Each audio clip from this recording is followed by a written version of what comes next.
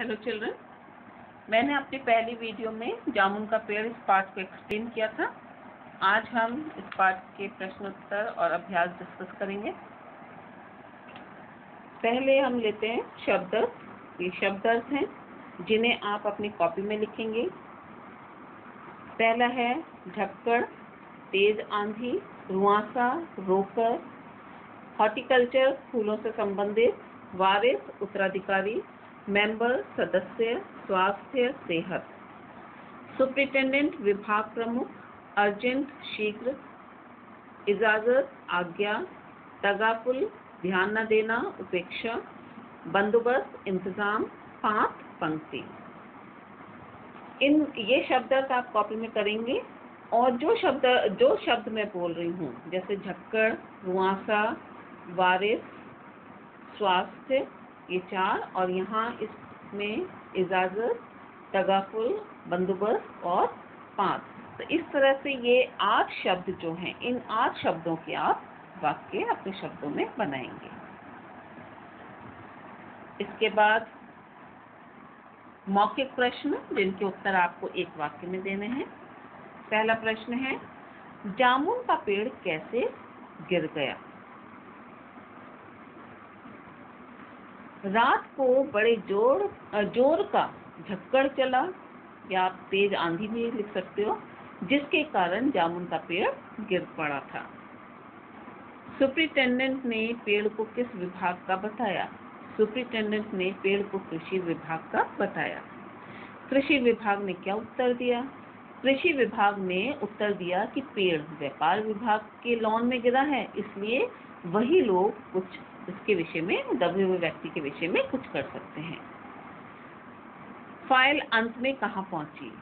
File अंत में विदेश विभाग के द्वारा प्रधानमंत्री के सामने पहुंची। ये मौखिक के प्रश्न बच्चों आप बुक से ही लर्न करिएगा, इसे कॉपी में नहीं करेंगे। फिर है लिखित प्रश्न, विस्तार पूर्वक उत्तर लिखने आपको। पहला प्रश्न है, दबा हुआ आदमी कौन था? किसने उसको भोजन कराया?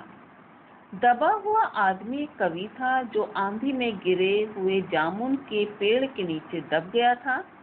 एक पुलिस कांस्टेबल की इजाजत मिलने पर माली ने उसको भोजन कराया था। दूसरा प्रश्न, दबे हुए आदमी को शायर जानकर सेक्रेटरीट के लॉन में भीड़ क्यों लग गई? जैसे ही माली को ये पता चला कि दबा हुआ आदमी शायर है, उसने ये बात चपरासी को बताया, चपरासी ने क्लर्क को, और थोड़ी ही देर में ये खबर चारों ओर फैल गई और शाम होते होते सेक्रेटरीट के लॉन में भीड़ जमा हो गई। नेक्स्ट क्वेश्चन, हॉर्टिकल्चर डिपार्टमेंट ने पेड़ काटने से क्यों मना कर दिया? हॉर्टिकल्चर डिपार्टमेंट ने यह कहकर पेड़ काटने से मना कर दिया कि आश्चर्य है, हम लोग पेड़ लगाओ स्कीम चला रहे हैं और हमारे देश के सरकारी अफसर पेड़ काटने का सुझाव दे रहे हैं, वह भी फलदार जामुन के पेड़ को। हमारा सरकारी विभाग वृक्ष काटने की इजाजत नहीं दे सकता।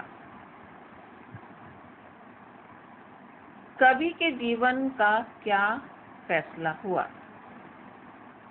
कवि से संबंधित फाइल एक विभाग से दूसरे विभाग में आती जाती रही, जिसमें कई दिन बीत गए और इस बीच कवि पेड़ के नीचे ही दबा रहा। आखिरकार प्रधानमंत्री जब दौरे से वापस आए तो फाइल उनके सामने रखी गई। उनके द्वारा हुक्म मिलने पर हुक्म दिया गया, प्रधानमंत्री द्वारा हुक्म दिया गया कि पेड़ को काटा जाए और दबे हुए व्यक्ति को निकाला जाए, किंतु तब तक बहुत देर हो चुकी थी और कवि के जीवन की फाइल पूर्ण हो चुकी थी, अर्थात वह मर चुका था। नेक्स्ट एंड लास्ट, लेखक इस कहानी के माध्यम से क्या संदेश देना चाहते हैं? लेखक इस कहानी के माध्यम से समाज में व्याप्त संवेदनहीनता और सरकारी कामकाज के तौर तरीकों पर व्यंग करना चाहते हैं। उन्होंने व्यंग किया है तथा ये बताने का प्रयास किया है कि सरकारी दफ्तरों में किसी भी समस्या का हल आसानी से नहीं निकल पाता। प्रत्येक विभाग अपनी जिम्मेदारी दूसरे विभाग पर डाल देता है। तो ये लिखित प्रश्न जो हैं इनके उत्तर आप अपनी कॉपी में फिर कॉपी में लिखेंगे और कोशिश करिए बच्चों, आंसर्स मैंने डिस्कस अवश्य किए हैं, लेकिन आप अपने शब्दों में इनके आंसर्स लिखने की कोशिश करिएगा। इसके बाद रिक्त स्थान है जिन्हें आप अपने आप करेंगे पाठ की मदद से। जो थर्ड एक्सरसाइज है, आशय स्पष्ट कीजिए, यानी इनको आपको एक्सप्लेन करना है। इन पंक्तियों को चैप्टर के अकॉर्डिंग आपको एक्सप्लेन करना है। रेफरेंस टू कॉन्टेक्स्ट है, इसलिए आप शुरू में पाठ में ये पंक्ति जरूर लिखेंगे। जैसे पहली है आपको स्पष्ट करने के लिए, अब दबे हुए आदमी का स्वास्थ्य जवाब दे रहा था। तो आप इसमें रेफरेंस जरूर लिखिए कि उपरोक्त पंक्ति हमारी पाठ्य पुस्तक मेधा के पाठ जामुन का पेड़ से ली गई है। ठीक है, पाठ और बुक का नाम जरूर लिखिए। अगर हो सके तो आप लेखक का नाम भी इसमें लिख सकते हैं कि इस पाठ के लेखक कृष्ण चंद्र जी हैं। फिर इसमें आप लिखेंगे आगे, इस पंक्ति को एक्सप्लेन करेंगे कि इस पंक्ति का अर्थ है या उपरोक्त पंक्ति का अर्थ है कि जामुन के पेड़ के नीचे दबे दबे उस व्यक्ति को कई दिन हो गए थे, और जब माली ने उसे बताया कि कल फॉरेस्ट डिपार्टमेंट के आदमी उस पेड़ को काट देंगे, तब इतने दिन तक दबे रहने के कारण उस व्यक्ति का स्वास्थ्य जवाब देने लगा था। नेक्स्ट पंक्ति है, उसके जीवन की फाइल पूर्ण हो चुकी थी। इसमें भी आप पहले रेफरेंस देंगे। इस पंक्ति इसी तरह से उपरोक्त पंक्ति हमारे पाठ्य पुस्तक मेधा के पाठ जामुन के पेड़ से ली गई है और इसके लेखक कृष्ण चंद्र जी हैं। और इसमें फिर लिखेंगे, इस पंक्ति का अर्थ बड़ा ही मार्मिक है। उस दबे हुए व्यक्ति की फाइल एक विभाग से दूसरे विभाग में चलती रही और काम में देरी होती रही। जब तक काम पूरा होने का समय आया तब तक बहुत देर हो चुकी थी, क्योंकि उस दबे हुए व्यक्ति की मृत्यु हो चुकी थी। तो ये दोनों जो हैं इसे आप फिर कॉपी में करेंगे, आशय स्पष्ट करना। फिर इसके बाद है विषय वस्तु का बोध, जिसमें आपको पंक्ति दी गई है गद्यांश की, और इसको पढ़कर आपको इसके नीचे दिए गए प्रश्नों के उत्तर देने हैं। पंक्ति है, पता नहीं जिंदा है कि मर गया होगा। जिसकी पीठ पर इतना भारी पेड़ गिरे वह कैसे बच सकता है। इससे संबंधित प्रश्न है पहला, यह बात किसने किससे कही। यह बात सुपरिटेंडेंट ने माली और वहां खड़े अन्य लोगों से कही। सेकेंड, सेक्रेटरीट के लॉन में यह भारी पेड़ कैसे गिर पड़ा।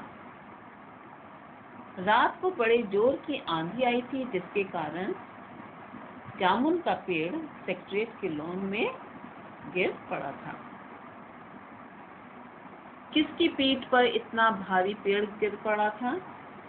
एक आदमी जो कि कवि था, उसकी पीठ पर यह भारी पेड़ गिर पड़ा था।